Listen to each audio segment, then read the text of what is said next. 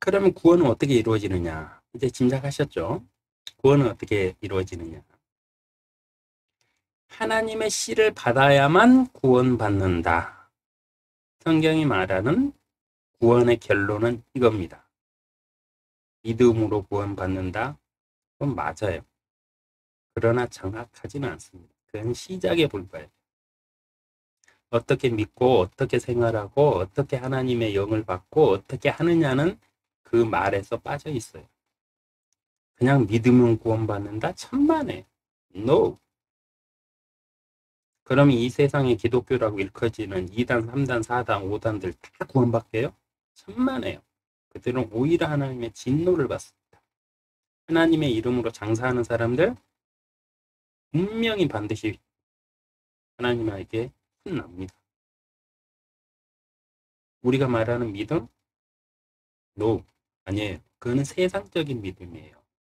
믿음이란 건 뭐냐? 어떻게 내가 구원받을 수 있는지 철저하게 하나님의 말씀을 통해서 공부하셔야만 돼요. 그리고 하나님의 말씀대로 탁, 아, 이게 맞구나 하고 그걸 그대로 신뢰하면서 가는 게 믿음이에요. 무턱대놓고 덮어두고 그냥 믿는다? 천만에. 지난번 강의에서도 말씀드렸죠. 해고자 심판에 때 양복 딱 갈라놓고 주여 주여 하는 사람한테 네가 누구냐? 나는 너를 모르니 불못으로 들어가라 쫓아버리신다고. 그런 사람 많을 거라고 그랬죠. 네. 그렇게 되지 않기 위해서는 반드시 성령님이 내 안에 계시는지 확인하셔야 됩니다. 하나님의 씨가 바로 성령님이에요. 말씀을 통해서 우리가 믿고 인정을 할 때 그 인정한 사람을 너는 하나님의 아들이야. 너는 하나님의 자녀야. 그 증거로 성령님을 우리에게 주신다고 그랬어요. 너희가 아들들이므로 하나님께서 자기 아들의 영을 너희 마음속에 보내시어 아버지라 부르짖게 하셨느니라. 네. 제가 지난 강의에서도 우리는 신자다. 입양된 자가 아니라고 말씀드렸죠. 그 이유는 뭐냐면 하나님의 씨인 성령을 우리가 받아서 거듭나서 다시 태어났기 때문에 하나님의 씨로 태어났으니까 당연히 하나님이 우리 아버지잖아요. 이 말입니다. 그래서 우리가 아버지를 부를 때 아무 꺼리낌 없이 부를 수 있어요. 하나님을 아버지라고 부르면서 뭔가 양심에 막 뭔가 억눌림이 있다. 그러면 반드시 한번 돌아보세요.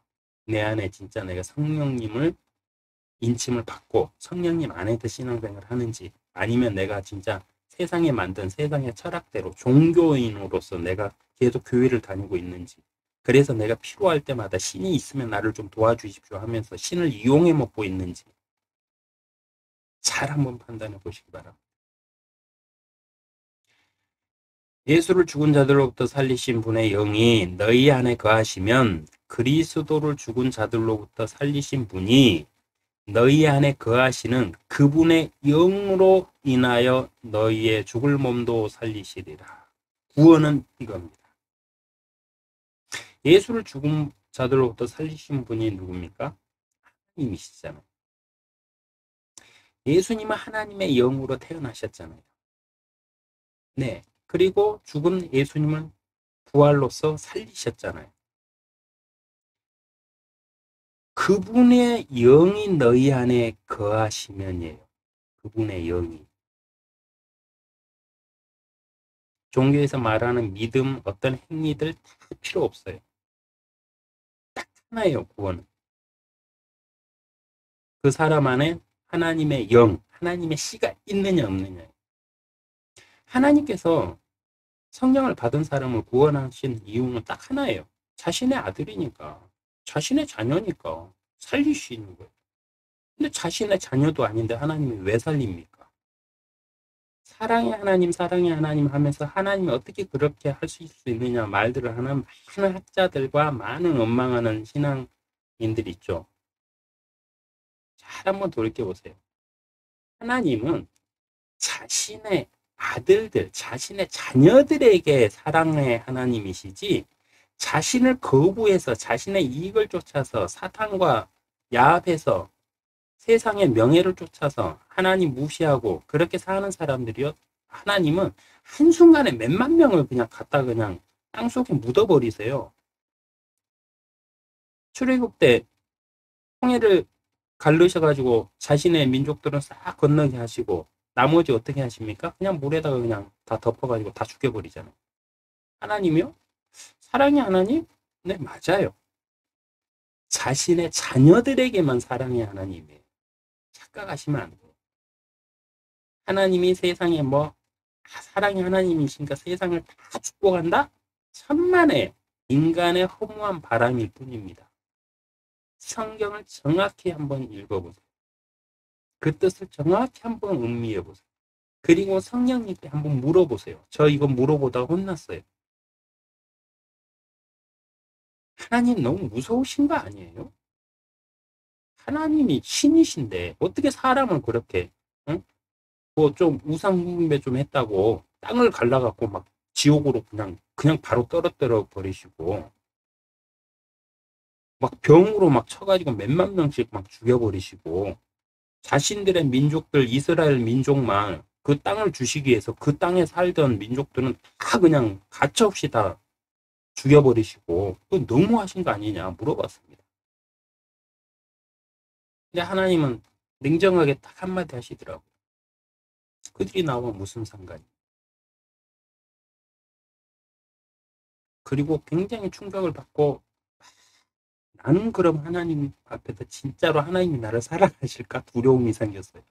나도 한 방에 내쳐지는 거 아닐까 하고 두려움이 생겼습니다. 그런 두려움들이 있었기 때문에 성경을 봤고요. 그 두려움들이 있었기 때문에 성경에서 이렇구나 하는 걸 찾아낼 수 있었어요. 물론 성령님이 저를 그렇게 인도해 주셨습니다. 그래서 구원이라는 거는요. 하나님의 영이 있는 사람, 하나님의 씨가 그 안에 있고 그가 하나님의 자녀이기 때문에 그래서 하나님은 구원해 주시고 그를 사랑해 주시는 거지 세상에 죄짓고 범죄하고 우상숭배하면서 하나님 거부하고 이런 사람? 그런 사람한테는 하나님 가차도 없어요. 하나님한테 그냥 먼지도 아니에요. 그 사람들은 아무 의미 없는 존재예요. 그냥 나중에 불못에다 집어 던지는 귀찮은 존재일 뿐이에요. 사랑의 하나님이라는 정확한 뜻은 그분 자녀들에게 해당됩니다. 이 점도 기억하세요. 성령만이 구원입니다. 왜냐? 말씀에 나와 있잖아요. 그 안에 있는 하나님의 씨인 성령을 보고 그를 그 성령으로 인하여서 죽을 몸도 살려주리라고 했잖아요. 이게 구원이거든요. 근데 성령이 없어요. 신앙생활 평생 했어요. 성령이 없어요. 그럼 어디로 갈까요? 네, 가서 확인하시기 바랍니다. 그러나 저는 분명히 말씀드렸습니다.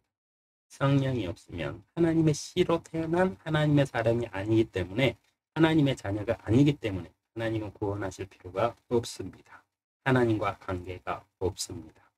그래서 당신이 정말 신앙생활을 신앙인이고 교회를 다니고 신앙생활을 하고 있다면 첫 번째가 그거예요. 내 안에 성령이 있는지. 성경 읽어보세요.